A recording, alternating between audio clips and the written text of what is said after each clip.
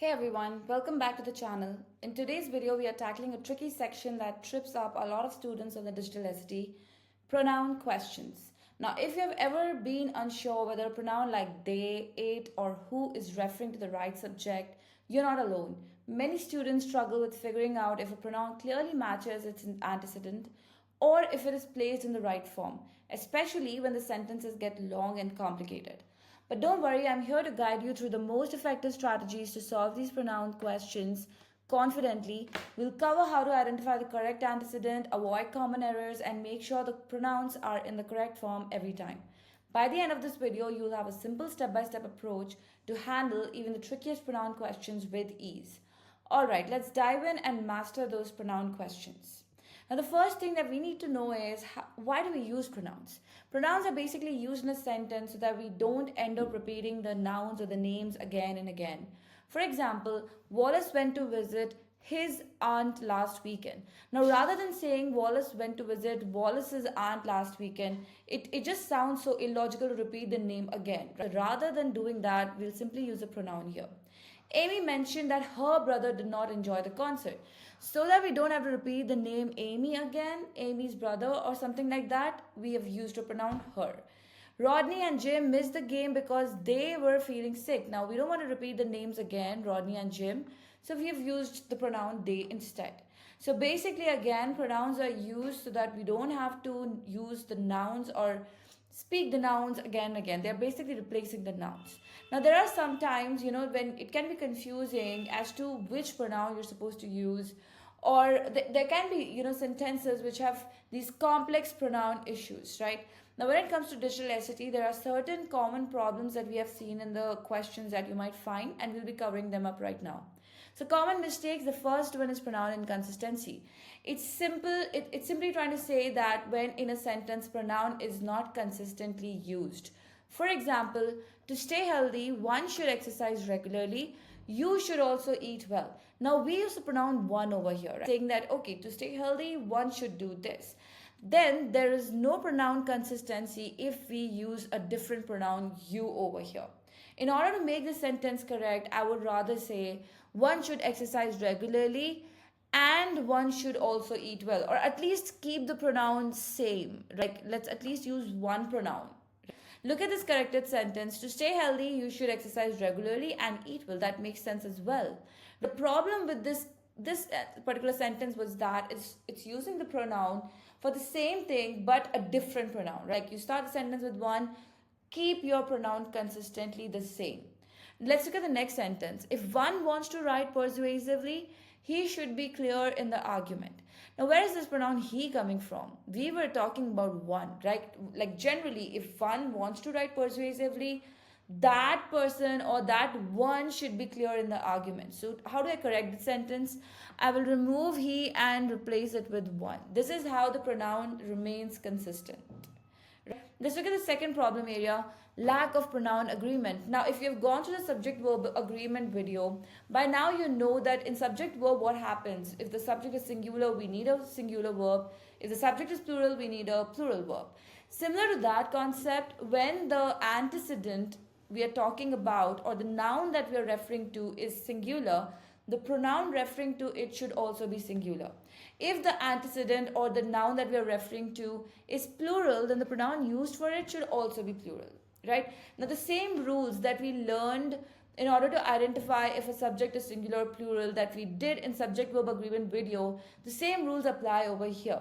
So if in case you're not aware of the rules, please go ahead and watch that video and then come back to this, because those rules are very important to understand if you're dealing with a singular noun or a plural noun. Let's look at the first example. If someone calls, now I know this is an indefinite pronoun which will always use a singular verb, right? Because this is a singular subject, which means the pronoun that we'll use for this should also be singular. Take their message. Now this is where you go wrong, right? Whose message are we talking about? Someone's. This is singular, so this pronoun referring to it cannot be plural.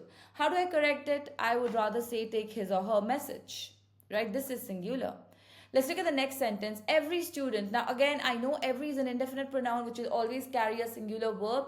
So it will always carry a singular pronoun as well. Every student must finish their homework before the deadline.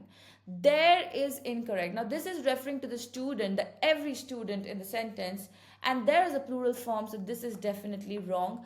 I would rather say every student must finish his or her homework before the deadline. This is creating a singular pronoun forms. Thus, the sentence is correct. Let's look at the third one. The school soccer team won their first match. Who won their first match? The team. That's singular. I know collective nouns are singular in form. They carry a singular verb. So they will always carry a singular pronoun as well.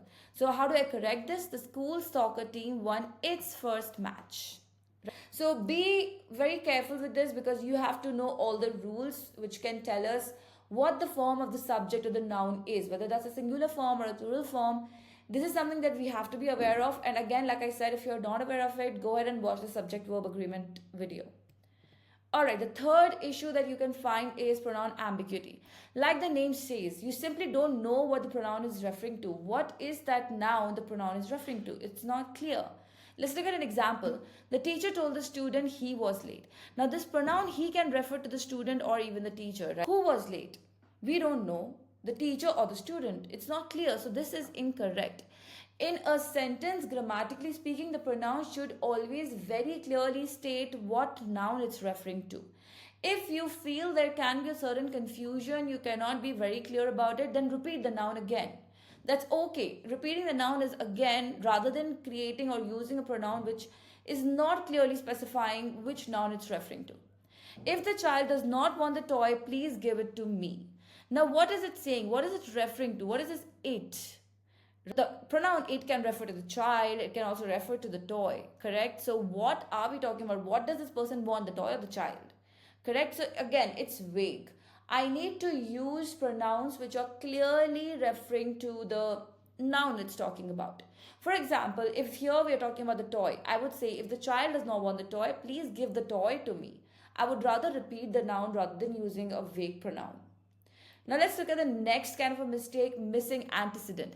Now what is antecedent? Antecedent is basically the noun the pronoun is referring to, right? That is called as antecedent. When in a sentence you don't know what that pronoun is referring to, or let's say there's no mention of the name that pronoun is referring to, it's incorrect. Let's look at an example for this. When she was 10, Mia's father decided to change careers. Now it says she, so it's referring to Mia, but apostrophe S is not the mention of a noun. We know apostrophe S is used to show possession or something belongs to someone. Here we are talking about Mia's father. So the noun Mia specifically is not used in the sentence whatsoever. Which means, what do we not have in the sentence? We don't have an antecedent of the pronoun she. Correct? So understand there's a difference between Mia apostrophe S and Mia alone. To make it the correct antecedent, I require the Mia without apostrophe S, because apostrophe S is not talking about Mia, it's talking about the father. Let's look at the next example. Homeless advocates argue that the mayor ignores their needs, which is incorrect. Now again, who is this there? What is this referring to? We don't know. So which means there is no antecedent, which means this is an incorrect sentence. You have to refer to what it's talking about first to know what the pronoun is talking about. What is the antecedent? So always ensure the antecedent is present and clear in your sentence. So whichever correct option you pick up should clearly state what the antecedent is in the sentence. It should be very clear. Now the fifth kind of an error is a pronoun case error. This occurs when the pronoun is in the wrong form, usually because of a mistake in formal speech or writing. Let's look at an example to understand this correctly. The manager spoke to John and I about the project. This occurs when the pronoun is wrong in the wrong form. Okay, now incorrect sentence, let's look at this. The manager spoke to John and I about the project. Now why is this incorrect? A very simple trick is break down the sentence. The manager spoke to John makes grammatical sense. The manager spoke to I. It doesn't make any sense, right? It can be the manager spoke to me. But the manager spoke to I, it is not correct at all. So this is a pronoun case error. How do I correct this? By saying me. So John and me. The manager spoke to John, the manager spoke to me. That's correct. Now let's look at the next sentence. Between you and I, there was a misunderstanding. Now, between you and I, here we cannot use the same strategy that we used in the first sentence. Here we need to know the rule. Use I when the pronoun is the subject and me when it is the object. Now, in this case, let's identify if the pronoun you and I, if they are the subject in any manner. Between you and I, there was an understanding. Now, misunderstanding. So, was is the verb. What was there? A misunderstanding. Now, that's the subject, which means you and I is definitely not the subject. Then what is it if not the subject? It's basically the object, right?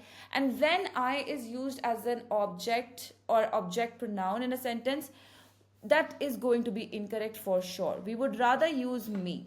So when you want to use pronoun I or me in a sentence, you have to identify if that is acting as a subject or an object in the sentence. If it is not a subject, then go for me. If that is a subject, then go for I. It's as simple as that.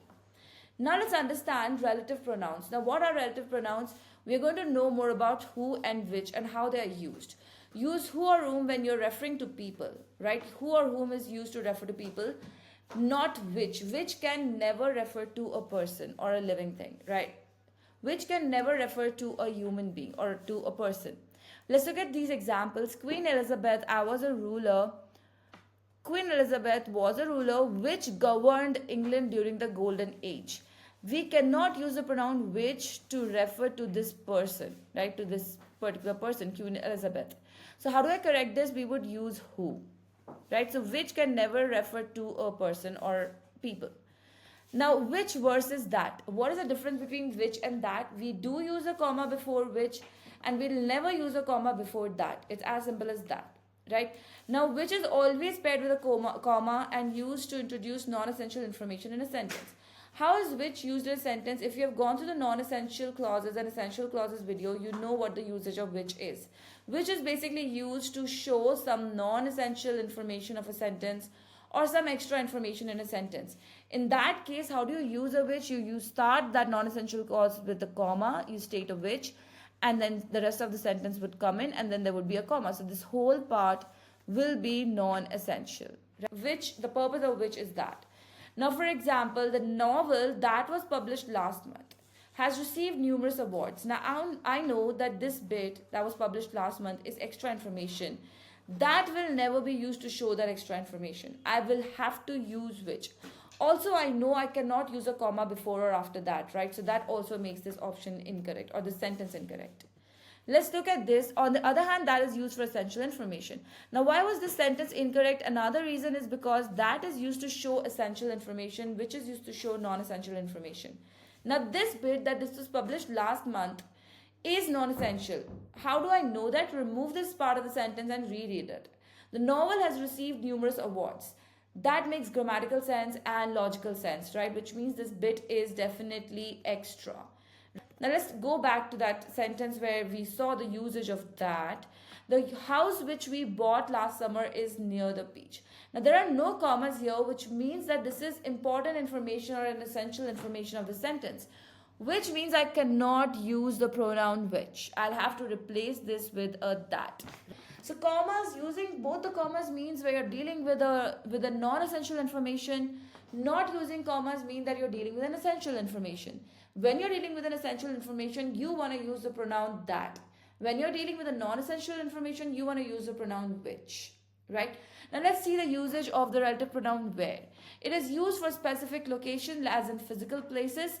It can also refer to books or literature, right? When it comes to books or literature, it's more appropriate to use in which rather than using where. Let's look at examples here. The novel Moby Dick by Herman M. is about a ship where the captain is obsessed with finding a giant whale. Now, we are talking about a book over here, right? Even though it says about a ship, we are going to use in which because it's a novel that is in discussion. It's a book that's in discussion. So when it comes to a book or literature, even if it's talking about a place, go ahead and use in which rather than using where. Where is used for physical places, physical locations. Look at this example. While researching the mysteries of the universe, physicists study regions of space where black holes are believed to exist. Now, this is talking about a physical location, right? Like that region of space. So because it's talking about a physical location, I'm going to use the relative pronoun where. While researching the mysteries of the universe, physicists study regions. While researching the mysteries of the universe, physicists study regions of space in which black holes are believed to exist. Now you can use in which here as well, right? What's happening here? We can use both where and in which when it comes to a physical location, but when we are talking specifically about a book or a literature, we will not use the relative pronoun where. In that case, we'll only use in which. Now let's look at the usage of when. Now it clearly talks about time or periods. Look at this incorrect sentence. The Renaissance was an era where art and culture flourished across Europe. It's talking about a time frame or a period, right? Which means the usage of the relative pronoun where is definitely incorrect. This is not a physical location. So this is definitely incorrect. Rather, I will use a when which talks about time or period. Now let's look at another usage. You can also use in which with a preposition to refer to a time period. So till now we've seen that in which is quite flexible to be used, right? It can use for a location in place of a pronoun where. It can also be used in place of a relative pronoun when, right? Look at the sentence. The Renaissance was an era during which art and culture flourished across Europe. Now here we have used which is absolutely correct. Now that's all that I wanted you to know about pronouns. It's common mistakes that you might find on the test, the relative pronouns and their usages. This is all that you need to know when it comes to the topic pronoun. That's all for now. Thank you.